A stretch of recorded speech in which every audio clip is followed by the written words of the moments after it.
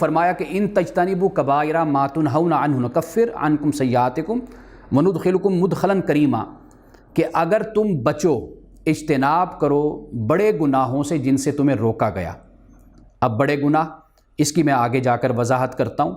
نکفر عنکم سیئاتکم، تو اللہ سبحانہ وتعالیٰ جو تمہارے چھوٹے موٹے گناہ ہیں، غلطیاں ہیں، اللہ تعالیٰ ان کو مٹا دے گا اور تمہیں عزت کی جگہ پہ اللہ تعالیٰ داخل کرے گا۔ اب جب یہ فرمایا کہ بڑے گناہ، ان میں بڑے گناہوں میں ویسے تو تفصیل بیان کی گئی، محدثین نے بھی بیان کی احادیث کی روشنی میں، لیکن دو تین باتیں بس آپ یاد رکھ لیجئے کہ بڑے گناہ کیا ہیں۔ ایک تو یہ ہے کہ حق تلفی، زیادتی، یہ بڑا گناہ ہے۔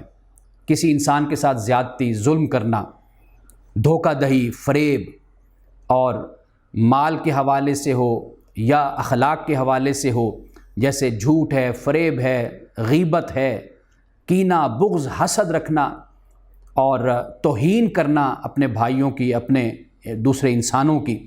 ایک تو یہ بات ہو گئی حق تلفی، جو دوسرے کا حق ہے وہ اس کو نہ دینا۔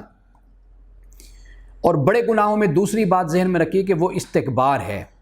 استکبار یعنی تکبر اختیار کرنا، کبر اختیار کرنا۔ رسول اللہ صلی اللہ علیہ وسلم نے اس کی بڑی خوبصورت تعریف آپ نے کر دی کہ جب صحابہ نے آپ سے کہا کہ یا رسول اللہ صلی اللہ علیہ وسلم، ہم اچھا لباس پہننا چاہتے ہیں، اچھے جوتے پہننا چاہتے ہیں، اچھی سواری رکھنا چاہتے ہیں، اچھا گھر اپنا بنانا چاہتے ہیں، تو رسول اللہ نے فرمایا یہ کبر نہیں ہے۔ کبر دو باتیں ہیں، تکبر دو باتیں۔ ایک اللہ کے مقابلے میں کھڑا ہو جانا، یعنی اللہ تعالیٰ نے حکم دیا کہ یہ کرنا ہے، اس کے مقابلے میں کھڑا ہو جانا۔ اور دوسری بات کیا ہے کہ اپنے مسلمان بھائی کو یا دوسرے انسان کو حقیر سمجھنا، اپنے آپ کو بڑا برتر اور بڑا اپنے آپ کو فضیلت والا خیال کرنا، اور اپنے دوسرے بھائی کو، انسان کو، مسلمان کو، اس کو حقیر خیال کرنا۔ رسول اللہ نے یہ فرمایا کہ یہ تکبر ہے۔ یعنی اگر کوئی اچھی سواری رکھتا ہے، اچھا لباس پہنتا ہے، اچھے جوتے پہنتا ہے، لوگوں کو شوق ہوتا ہے، تو اس میں کوئی حرج نہیں ہے۔ ویسے بھی جو عاجزی اور انکساری انسان کی ہے، یہ انسان کی دل کی حالت اور کیفیت کا نام ہوتا ہے۔ بہت سے لوگ ہیں کہ جو ظاہری طور پر بڑی عاجزی کا مظاہرہ کر رہے ہوتے ہیں، وہ در حقیقت یہ ریئلائز کروا رہے ہوتے ہیں کہ میں ہوں تو بہت بڑا انسان، لیکن یہ دیکھ لو کہ میرے اندر کتنی عاجزی اور انکساری ہے کہ میں اپنے اس بڑے پن کا اظہار نہیں کر رہا۔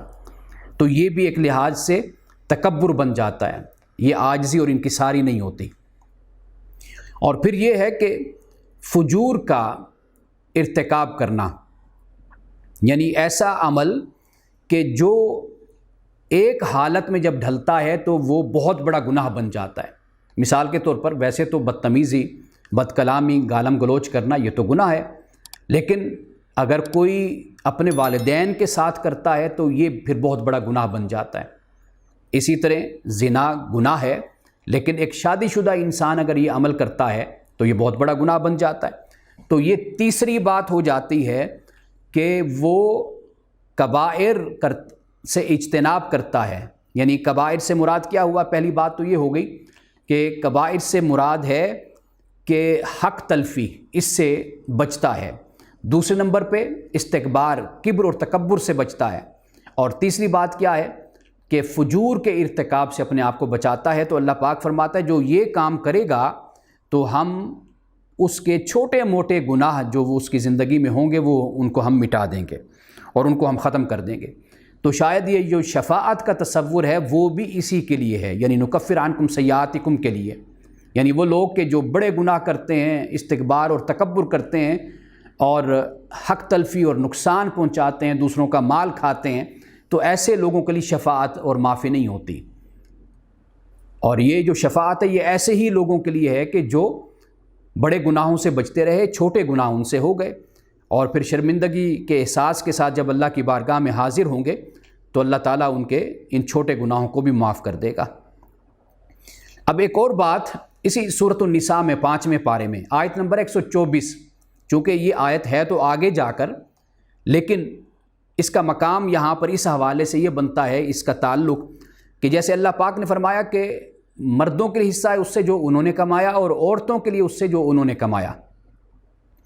تو یہاں پر 124ویں آیت میں فرمایا وَمَن يَعْمَلْ مِنَ الصَّالِحَاتِ مِن ذَكَرٍ أَوْ أُنثَىٰ، اور جو اچھے کام کرتا ہے، خواہ وہ مرد ہے یا وہ عورت، وہو مومن، اور وہ مومن ہے، فاولئک یدخلون الجنۃ، یہ وہ لوگ ہیں کہ جو جنت میں داخل ہوں گے، ولا یظلمون نقیرا، اور ان سے ذرہ برابر بھی ظلم نہیں کیا جائے گا۔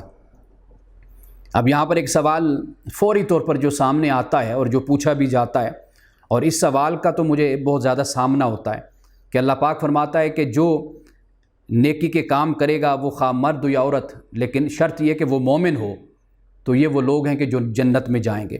اب یہاں پر مومن کی بات اس لیے کر دی گئی کیونکہ اس صورت میں منافقین کا ذکر ہے، اہل کتاب کے رویے، ان کی سازشیں، اور منافقین کا کردار اور اخلاقی پستی جو انہوں نے اسلام کے ساتھ، مسلمانوں کے ساتھ کیا، رسول اللہ صلی اللہ علیہ وسلم کی توہین کی، وہ آگے جا کر ہم پڑھتے ہیں۔ تو ایسے لوگوں کے مقابلے میں اللہ پاک نے یہ فرمایا کہ اگر ان کے مقابلے میں جو ایمان والے ہیں، مرد ہیں یا عورت، اللہ تعالیٰ ان کو جنت میں داخل کرے گا۔ یہ یاد دہانی کہیے یا اسے ایمان والوں کا اجر کہیے، یہ اس لیے فرمایا گیا کہ تاکہ مسلمانوں کو معلوم ہو جائے کہ جو منافقین، کفار، مشرکین اور یہ اہل کتاب جو کردار ادا کر رہے ہیں، یہ لوگ جنت میں نہیں جائیں گے، ایمان والوں کا اجر ضائع نہیں ہوگا۔ اس لیے کہ ایسے معاشرے میں جب آپ کوئی نیکی کا کام کرتے ہیں اور اس نیکی کے کام کے اجر اور نتیجے کے لیے آپ کا ایمان اور یقین پختہ ہونا چاہیے کہ جب مسلمان عرب کے معاشرے میں، مدینے میں کوئی اچھا کام کر رہے ہیں تو ایک طرف مسلمان اچھا کام کرتے ہیں اور دوسری طرف سے ان کے ان اعمال جو وہ اچھا کام کر رہے ہیں اس کے اثرات نظر نہیں آتے، نتائج نظر نہیں آتے، اس لیے کہ اہل کتاب ہیں، یہود و نصارہ ہیں وہ لوگ، اور منافقین ہیں، وہ اس نیکی کے عمل کو ضائع کرنے کی کوشش کرتے ہیں۔ جب اثرات نظر نہیں آتے تو پھر پریشانی بھی ہوتی ہے۔ تو اللہ پاک نے ایمان والوں کو تسلی دی ہے کہ مرد ہو یا عورت جو بھی اچھے کام کرے گا اور مومن ہوگا تو اللہ تعالیٰ اس کو جنت میں داخل کرے گا۔